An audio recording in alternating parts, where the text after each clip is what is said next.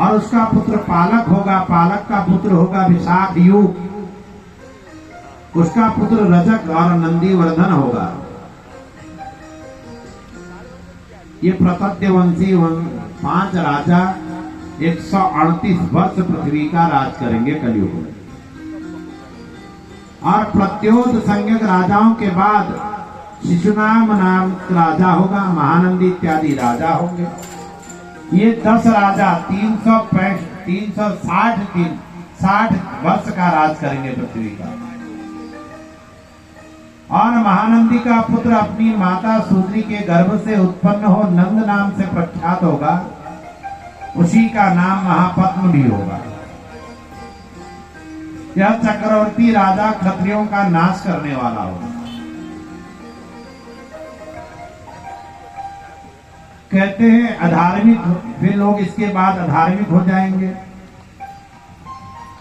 नंद के सुमाल्य आदि 8 पुत्र होंगे, 100 वर्ष तक पृथ्वी में राज्य करेंगे।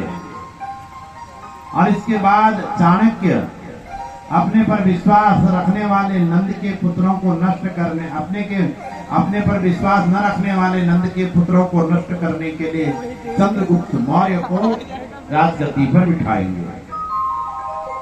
फिर वारिसार अशोकवर्धन मौर्य वंश के यह 10 राजा 137 वर्ष तक पृथ्वी का राज्य करेंगे।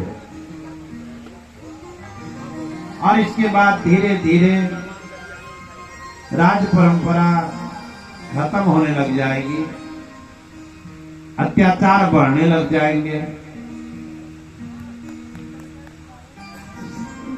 म्लेच्छ हो जाएंगे, लोग पीड़ित रहेंगे, राज परंपराएं धीरे धीरे खत्म होंगी। और जब कलयुग आ जाएगा पृथ्वी में, कलयुग आ ही गया, राजा के ही समय में कलयुग आया है, तो भविष्य का भी वर्णन कर रहे हैं कि पृथ्वी अन्न उत्पन्न करना बंद कर देगा, पृथ्वी बंजर हो जाएगी। अब बंजर हो ही रही है धीरे धीरे। इतने पहाड़ छोड़कर हम यहाँ बैठे हैं, कितनी नाली जमीन लोगों के 50-50 नाली 100 नाली जमीन छोड़ करके लोग यहाँ 1000 फुट का प्लॉट लेकर के रह रहे हैं। वो एक नाली का भी नहीं है, 1000 स्क्वायर फुट का प्लॉट एक नाली का भी नहीं। तो पहाड़ों में जो है आप देखिए सारी जमीन बंजर है।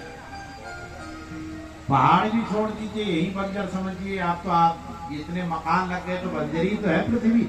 जो मकानों के ऊपर थोड़ी गेहूं चावल हो रहा, धान हो रहा है।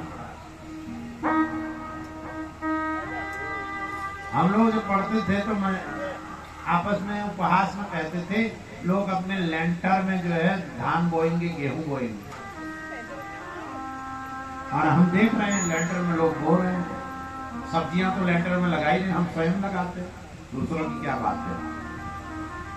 गमलों में बेल लगा करके सब्जी उगाते हैं लोग। तो पृथ्वी अन्न उगाना छोड़ देगी, औषधियां लुप्त हो जाएंगी। औषधियां लुप्त हैं इस समय। अब औषधियों को जानने वाले कितने विद्वान हैं आयुर्वेद के भारत में, देखिए।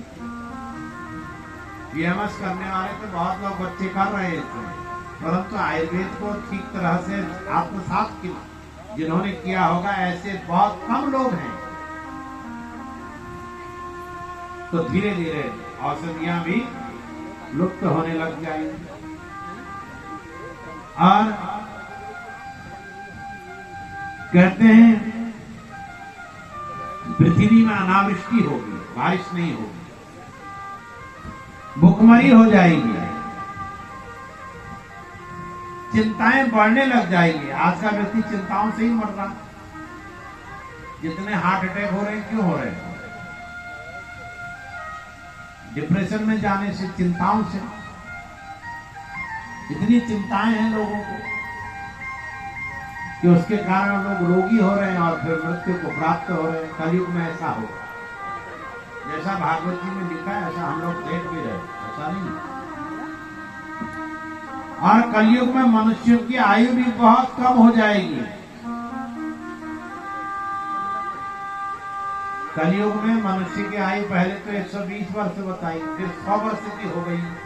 इस समय औसतन 70 वर्ष की है, पूरा औसत निकाल के 70 वर्ष की, धीरे धीरे 60 वर्ष की होगी, फिर ये 50 वर्ष की हो जाएगी, और फिर ये 30 वर्ष की होगी, फिर ये 20 वर्ष की होगी।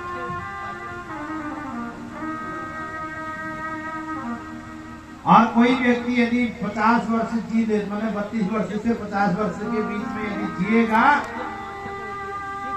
तो जो 10-12 वर्ष के लोग होंगे वो क्या कहेंगे पता है?